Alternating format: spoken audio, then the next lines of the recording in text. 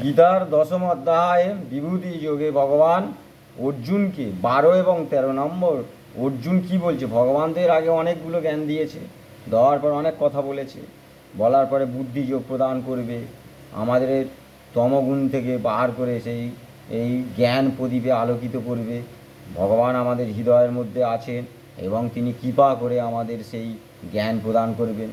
তারপরে অর্জুন এবার ভগবান সম্পর্কে কি বলছেন সেটাই এই 12 এবং 13 নম্বর শ্লোকে বলছে যে অর্জুন উবাচ, অর্জুন বলছে কি বলছে, ভগবানকে বলছে, অর্জুন ভগবানকে বলছে মানে আমাদেরকে বলছে, অর্জুনের মাধ্যম দিয়ে অর্জুন বলছে মানে ভগবান সম্পর্কে, সেটা আমাদেরকে বোঝানোর জন্য, আমাদের মতন এই সংসারী এবং গৃহস্থ লোকেদেরকে বোঝানোর জন্যে সেই পরম ঈশ্বর ভগবান তার সম্বন্ধে বলছেন যে অর্জুন বাচ পরমং ব্রহ্ম পরমধামং পবিত্রং পরমভাবনং পুরুষম শাশ্বতং দিব্যম আদিদেবয়জং বিভুম আহুতুরীশা সর্বে দেবর্ষি নারদো তথম আসীত দেবালো ব্যাস স্বয়ং চৈব ব্রবৃষিমেন। তাহলে অর্জুন বলছে কি, ভগবানকে বলছে পরম ব্রহ্ম পরম ধামম পবিত্রম পরম ভাবনম। অর্জুন কহিলেন, হে ভগবান, তুমি সেই পরম ব্রহ্ম পরম ধাম, তুমি সেই পরম পবিত্রম আর পুরুষম শাশ্বতম দিব্যম আদিদেব অজম বিভুম, তুমি সেই শাশ্বত যা চিরন্তন সত্য, সত্যই একটা, ঈশ্বর সত্য, জগৎ মিথ্যে বলা হচ্ছে, সেই চিরন্তন সত্য হচ্ছে কি ঈশ্বর, যা আজ আছে, কাল থাকবে, ভবিষ্যতেও থাকবে। কিন্তু জগতের অন্য কোনো বস্তু আজ কিছু আছে বটে, কিন্তু কাল নাও থাকতে পারে বা ভবিষ্যতে থাকবে না।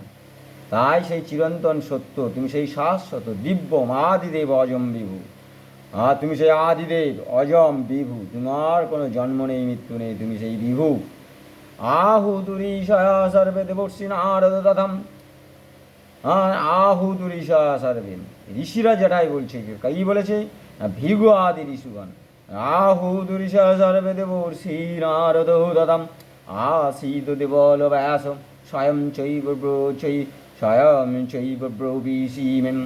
তাহলে ভিগু আদি ঋষিগণ, আহুতুরীশা সর্বে দেবর্ষি নারদ দাদা, এই যে ভিগু আদি ঋষিগণ এবং দেবর্ষি নারদ, অসিত, দেবল এবং ব্যাস প্রভৃতি যে ঋষিরা আছে, তারা তোমাকে এই রূপে বর্ণনা করেছেন, আর তুমিও আমাকে সেই রূপ বর্ণনা করছ, তোমার স্বরূপ। তাই অর্জুন বলছেন ভগবানকে কি বলছেন, যে তুমি সেই পরম ব্রহ্ম, তুমি সেই পরম ধাম, তুমি আমার সেই পরম ধাম, তুমি আমার পরম ধাম, এবং তুমি সেই পরম পবিত্র, তুমি শাশ্বত, তুমি আদিদেব, আদিদেব এবং তুমি অজ। আর কি বলছে, অজ আর এবং অজ ও বিভু, বিভু মানে ভগবানের প্রকাশ এবং ব্যাপক, সেটাই বলছে। আর অজ মানে জন্মরহিত, ভগবানের কোনো জন্ম নেই, মৃত্যু নেই। ভগবান কথার অর্থ কি আছে, ভগবান কথার যার কোনো আদি নেই, অন্ত নেই, মধ্য নেই, যার কোনো আকারও নেই, আবার কোনো নিরাকারও নেই। ভগবানের কোনো আকার নেই, আবার সাকারও নেই। আবার ভগবানের আকার আছে, সাকার আছে, আমার মনের মাধ্যম দিয়ে আমি তৈরি করছি। তাই সেটাই বলতে যাচ্ছে যে তুমি আদিদেব অজম বিভু, বিভু।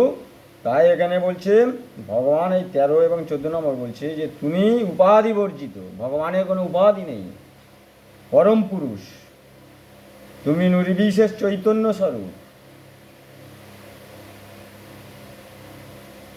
আর তুমি সেই উপাসনার অতীত পরম ব্রহ্ম। আমরা কি সেই উপাসনা করি সেই ভগবানকে পাওয়ার জন্য।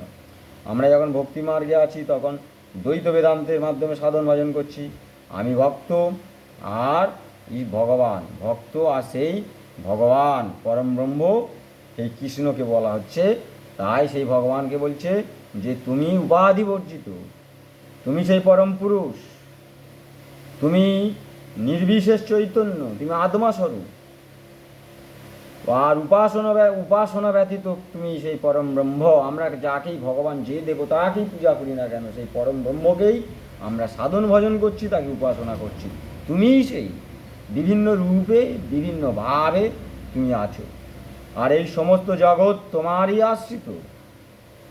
আমরা এই জগৎ বিশ্ব ব্রহ্মাণ্ডে আছে সব এই ভগবানের আশ্রিত।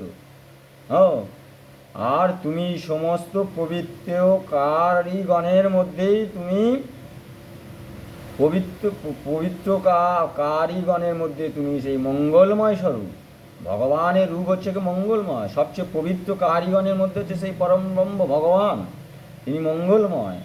এবং ভগবদ উপদেশ শ্রবণ করিয়া অর্জুন কি করছে না, ভগবানকে যেরূপ বিদিত হইলেন দেবর্ষি ঋষি ও প্রভৃতি মহাত্মাগণ তাদেরকে সেই রূপ ব্যাখ্যা করেছেন। কারা কারা, কোন কোন ঋষি না, ভৃগু ঋষি গণ, দেবর্ষি নারদ, অসিত, দেবল এবং ব্যাস প্রভৃতি, এইগুলি তারা এইভাবে বর্ণনা করেছেন। আর ভগবান সেই তার নিজের মুখ থেকে অর্জুনকে এই বর্ণনাটা করছে। তাই অর্জুন বলছে তুমিও তো আমাকে এই রূপে বর্ণনা করছো। আর কি বলছেন, সমস্ত তত্ত্ববেত্তগণের বাক্য অর্জুনের বিশ্বাসকে দ্রুবীভূত করেছে। আর যখন মনুষ্য কাহারও কাছে কোনো উপদেশ লাভ করে, তাহা শাস্ত্রসম্মত হইলে বিশ্বাসযোগ্য হয় এবং সত্য বলিয়া জানিতে হইবে।